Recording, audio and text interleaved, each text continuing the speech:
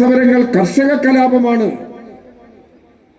ഇത് ചരിത്രത്തിന്റെ ഭാഗമാക്കി മാറ്റാൻ നേതൃത്വം നൽകി പ്രവർത്തിച്ചത് സഖാവ് EMS ആയിരുന്നു.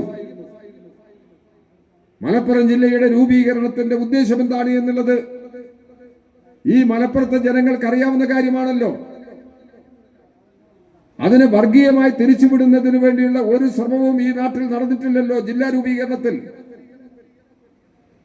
എന്നാൽ ഈ വർഗീയ നിലപാട് സ്വീകരിക്കുന്ന ശക്തികൾ ഇന്ന് എടുത്തു വരുന്ന സമീപനം ഈ നാടിന്റെ പൊതു താല്പര്യത്തിനെതിരാണ്. ഇന്ത്യയുടെ ഭാഗമായി പ്രവർത്തിക്കുന്ന വിവിധ മേഖലകളുണ്ട്. സ്വാതന്ത്ര്യ സമര സേനാനികളെ കൽത്തുറുങ്കിലടച്ച ഒരു പ്രദേശമായിരുന്നു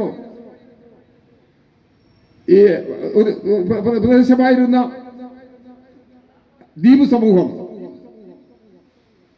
ആ ദ്വീപ് സമൂഹത്തിൽ ഒരു രാജ്യമുണ്ട്, പോർട്ട് ബ്ലെയർ. പോർട്ട് ബ്ലെയർ ദ്വീപിൽ എത്രയോ തടവുകാരെ പാർപ്പിച്ചിരുന്നു. അന്തമാൻ നിക്കോബർ ദ്വീപ് സമൂഹം. അന്തമാൻ നിക്കോബർ ദ്വീപ് സമൂഹത്തിൽ പെടുന്നതാണ് പോർട്ട് ബ്ലെയർ. അവിടെയാണ് വളരെ പ്രസിദ്ധമായ സെല്ലുലാർ ജയിൽ. അവിടെയാണ് സെല്ലുലാർ ജയിൽ.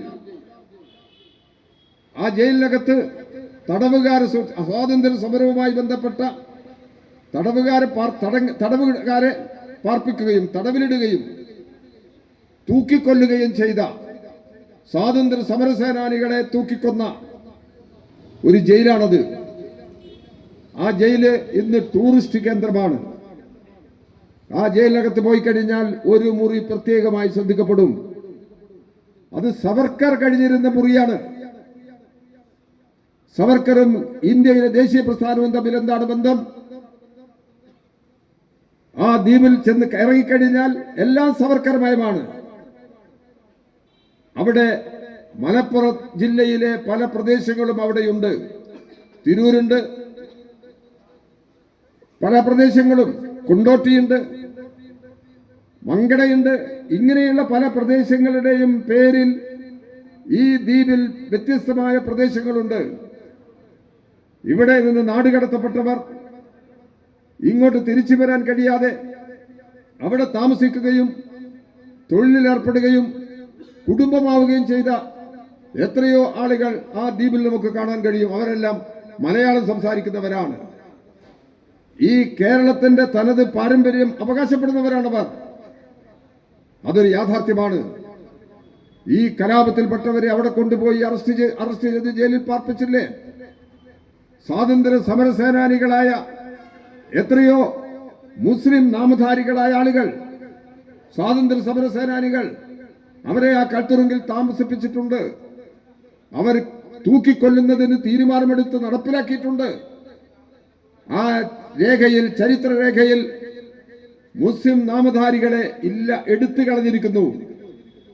ഇത് വർഗീയമായ നിലപാടല്ലെങ്കിൽ ഇത് മതനിരപേക്ഷ സമീപനമാണോ? വർഗീയമായ നിലപാടാണ്, മതനിരപേക്ഷമല്ല.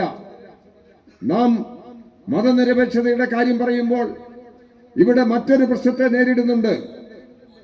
മതന്യൂനപക്ഷങ്ങൾക്കിടയിൽ ജമാഅത്തെ ഇസ്ലാമി SDPI എന്താ അവർ മുന്നോട്ട് വെക്കുന്ന ആശയം? മതരാഷ്ട്രവാദമല്ലേ?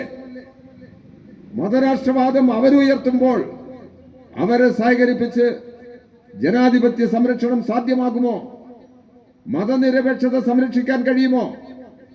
ഇവിടെ കേരളത്തിൽ ഇന്ത്യൻ യൂണിയൻ മുസ്ലിം ലീഗ് മുൻകൈയെടുത്ത് കോൺഗ്രസിന്റെ പ്രേരണയാൽ ഈ വിഭാഗത്തെ UDFന്റെ പക്ഷത്ത് ഉറപ്പിച്ചു നിർത്തി കേരളത്തിൽ ഭരണമാറ്റമുണ്ടാക്കാൻ അങ്ങേയറ്റം നികൃഷ്ടമായ വൃത്തികെട്ട നിലപാടുകൾ സ്വീകരിക്കുന്നു.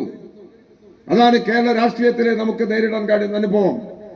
അപ്പോൾ ഇവിടുത്തെ കോൺഗ്രസും ഇന്ത്യൻ യൂണിയൻ മുസ്ലിം ലീഗും സാമ്രാജ്യ വിരുദ്ധ നിലപാടിൽ എന്ത് സമീപനം സ്വീകരിക്കുന്നു?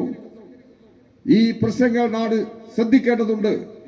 അതുകൊണ്ട് പാലസ്തീൻ ഐക്യദാർഢ്യ പ്രവർത്തനം എന്നുള്ളത് മതനിരപേക്ഷതയ്ക്ക് വേണ്ടിയുള്ള പ്രസ്ഥാനം കൂടിയാണ്.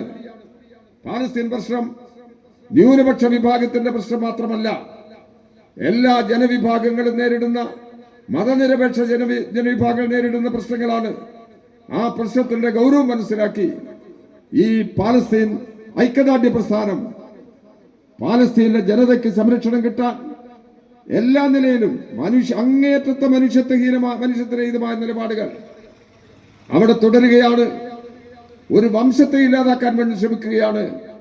അതുകൊണ്ട് തന്നെ പൊരുതുന്ന പാലസ്തീൻ ജനതയ്ക്ക്, ഒരു പിതൃഭൂമിക്ക് വേണ്ടി പൊരുതുന്ന പാലസ്തീൻ ജനതയ്ക്ക് ജനങ്ങൾ എല്ലാവിധത്തിലും പിന്തുണ നൽകേണ്ടതുണ്ട്.